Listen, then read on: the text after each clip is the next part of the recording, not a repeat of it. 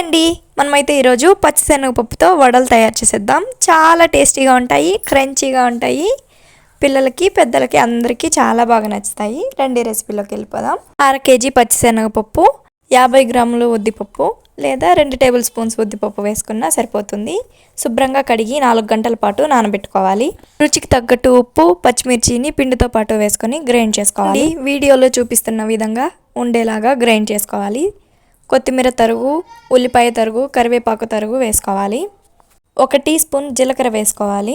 2 చిటికల వంట సోడాను వేసుకోవాలి. మొత్తం పిండిలో కలిసే విధంగా చేతితో పిండి మొత్తాన్ని కలుపుకోవాలి. చూడండి, ఈ విధంగా పిండిని కలుపుకొని 5 నిమిషాల పాటు పక్కన ఉంచుకొని తర్వాత ఈ విధంగా చిన్న చిన్న ఉండలుగా చేసుకొని వడలుగా ఒత్తుకొని హై ఫ్లేమ్లో ఆయిల్ని వేడి చేసుకొని 2 వైపులా గోల్డెన్ బ్రౌన్ కలర్ వచ్చేంత వరకు వేయించుకొని సర్వ్ చేసుకోవడమే. సూపర్ టేస్టీగా ఉంటాయి. ఎన్ని తిన్నా ఇంకా తినాలనిపించేంత టేస్టీగా ఉంటాయి. మీరు కూడా ట్రై చేసి వడలు మీకు ఎలా వచ్చాయో కామెంట్ చేసేయండి. మీకు ఈ వడలు నచ్చితే లైక్ చేసి సబ్స్క్రైబ్ చేసేయండి. Thank you for watching.